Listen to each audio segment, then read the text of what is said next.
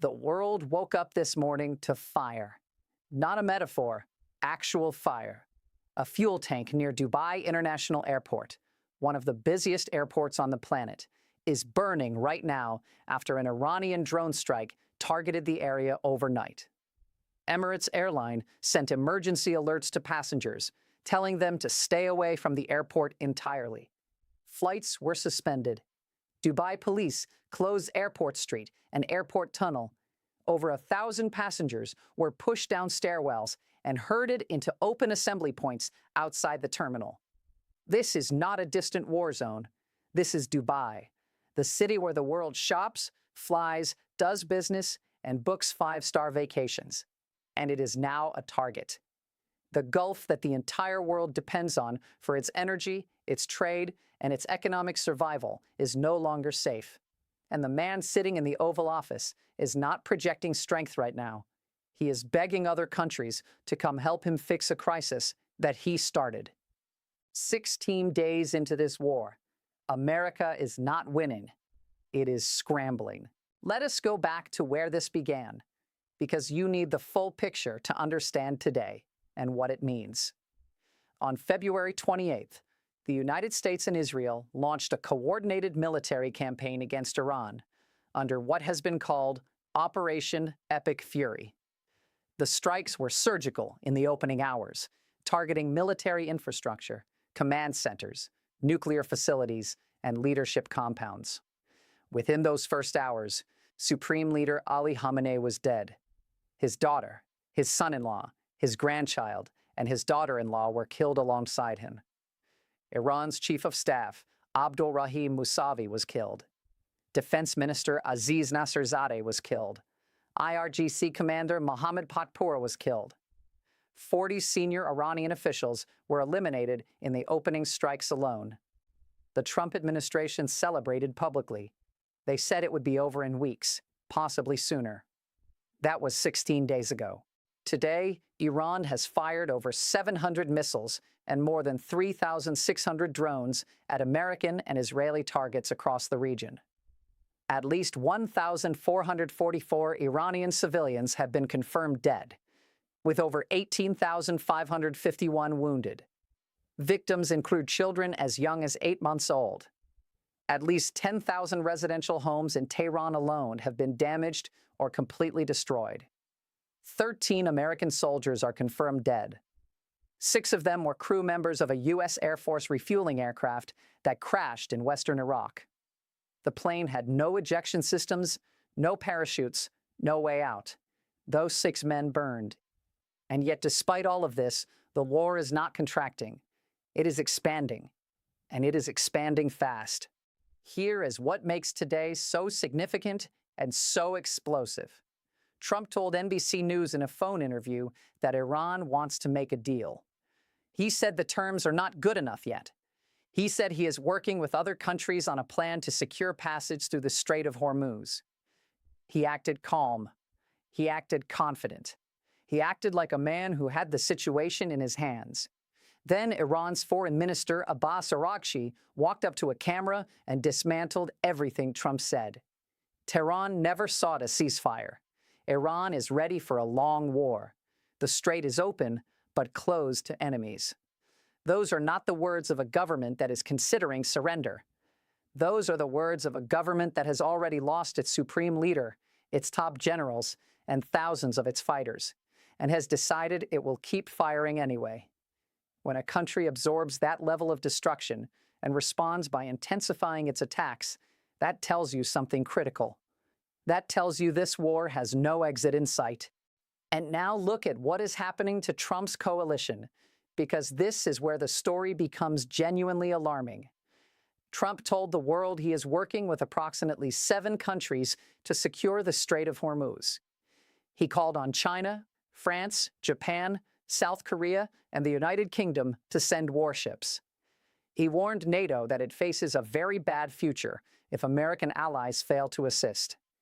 Japan's Prime Minister Sanai Takaichi told her parliament that her government has not heard anything from Washington about Trump's requests, and said Japan would only act within its strict legal limitations.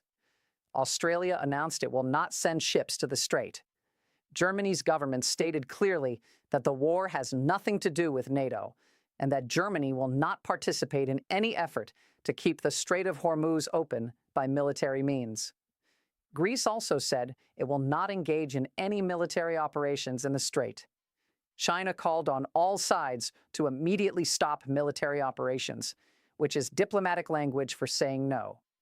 The coalition that was supposed to make this war swift and decisive is refusing to show up. Trump is not leading a coalition. He is alone, demanding others clean up a mess that his decisions created. Meanwhile, the situation on the ground is deteriorating in every direction simultaneously.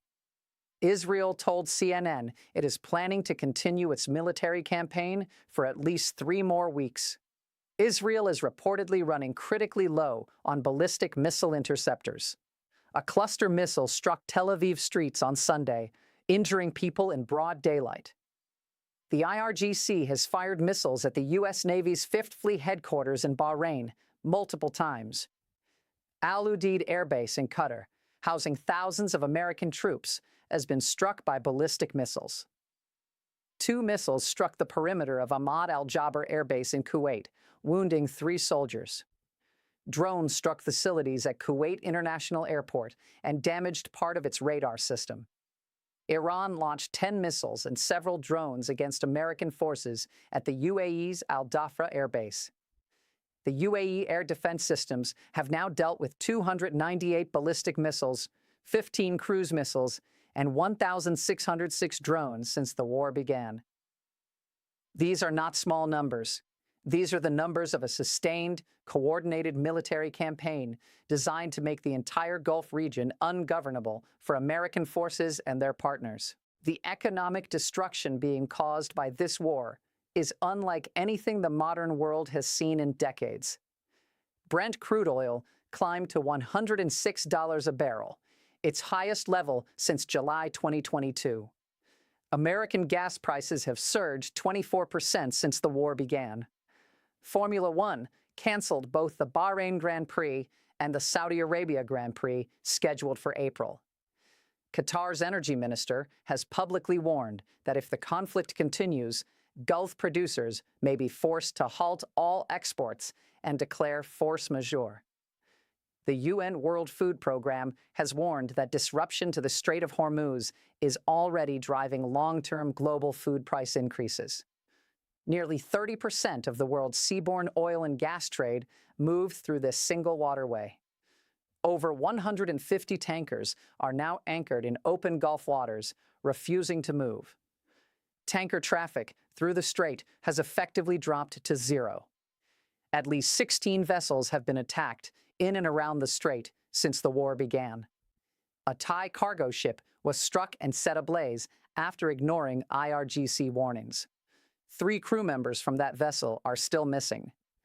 A Liberian-flagged ship was also struck the same morning.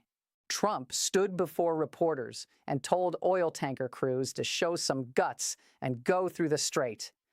That is the guidance the most powerful leader in the world offered to civilian maritime workers being actively targeted by Iranian missiles.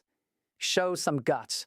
And then Iran made an announcement that went almost completely unnoticed in Western media, but which may be one of the most economically significant developments of this entire conflict. Iran is reportedly considering allowing a limited number of oil tankers to pass through the strait, but only if all transactions are conducted in Chinese yuan rather than US dollars. Read that again. Iran is proposing to use control of the Strait of Hormuz to detach global oil trading from the American dollar.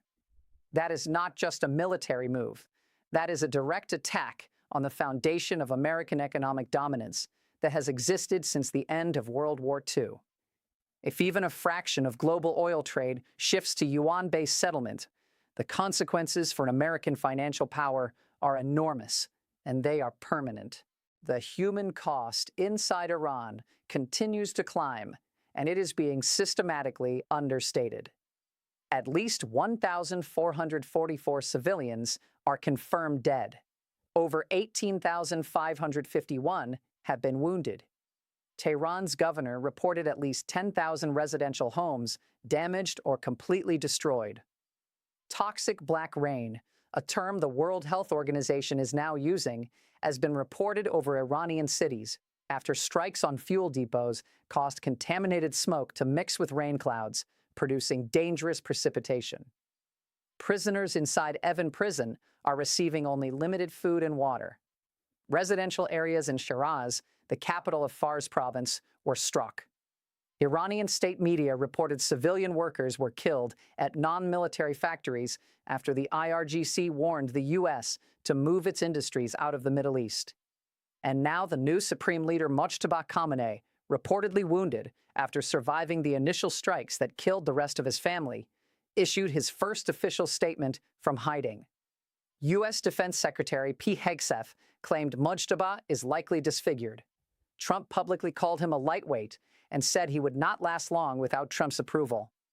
Khamenei responded by ordering continued missile strikes on every American military asset in the region until every U.S. base in the Middle East is closed. Trump put a $10 million bounty on senior Iranian government figures. Iran promised to deliver an unforgettable lesson. This is what passes for diplomacy between Washington and Tehran on day 17.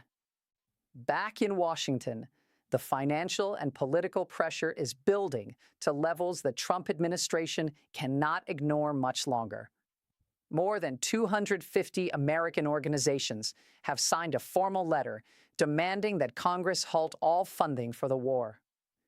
They point out that $11.3 billion was spent in the first 6 days of the conflict alone. They argue that money is being stripped from food benefits, health care, and domestic infrastructure that millions of Americans depend on every single day. Senator Lindsey Graham, one of the most hawkish Republicans in the Senate, admitted publicly that he does not see this conflict ending today. He downplayed the possibility of ground troops, but refused to take it off the table entirely. The U.S. has already deployed an additional 2,200 Marines from Okinawa to the Middle East. Australia has ordered all non-essential officials to evacuate the UAE and Israel, and urged all its citizens to leave the region while safe passage is still available. Here is the brutal truth that Washington is refusing to say out loud. This war was sold to the American public as a precise, rapid operation to eliminate Iran's nuclear program and neutralize its military threat permanently. 16 days later, Iran's nuclear sites have been hit, but Iran's will to fight has not been broken. The Strait of Hormuz is closed. Dubai's airport is on fire. Oil is at $106. Allied governments are publicly refusing to join the coalition. 250 American organizations are demanding Congress pull the funding. 13 American soldiers are dead. And Iran's new supreme leader, wounded and in hiding, is still ordering missile barrages against U.S. bases every single day. This is not what winning looks like. This is what strategic miscalculation looks like when it starts hitting the real world. Trump bombed Karg Island, the facility that handles 90% of Iran's crude oil exports. He threatened to destroy Iran's entire oil infrastructure if Tehran does not reopen the strait. Iran responded by promising to strike every regional oil facility in retaliation. So now the world is watching two military powers openly threatening to destroy each other's entire energy infrastructure in a region that powers the global economy. China is watching and calling for an immediate ceasefire. Russia is watching. Every nation on Earth that depends on Gulf oil, which is almost every nation on Earth, is now making contingency plans for a world where the Strait of Hormuz never fully reopens to normal traffic. Japan is scrambling to secure emergency supplies.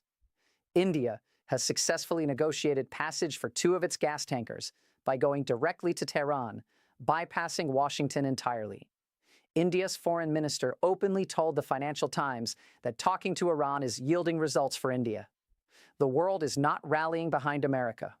The world is finding ways to work around America, and Iran is actively helping them do it to humiliate Washington on the global stage. The fire near Dubai airport this morning is not just a news story. It is a symbol of everything that has gone wrong with this war, and everything that is still at risk. Every single day this conflict continues. Oil prices climb, food prices rise, global supply chains fracture further, and the possibility of a wider regional explosion involving Lebanon, Saudi Arabia, Bahrain, Qatar, Kuwait, and beyond grows more real.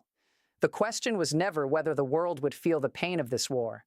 The world is already feeling it at the gas pump, in the grocery store, in the energy bill, in canceled flights, in halted shipments, in disrupted school exams across the entire Gulf region. The question is how much more pain is coming and whether anyone in a position of power has the courage and the strategy to stop it before it takes down the global economy with it. Hit subscribe right now, because this war is changing every single hour, and you need to be the person who understands exactly what is happening and why it matters to every country on Earth, including yours. Now I want to hear from you. Do you believe Trump had a real plan when he launched this war? Or was this a decision made without understanding how Iran would respond? And is there any deal possible at this point? Or has too much blood been spilled on both sides for negotiations to mean anything anymore?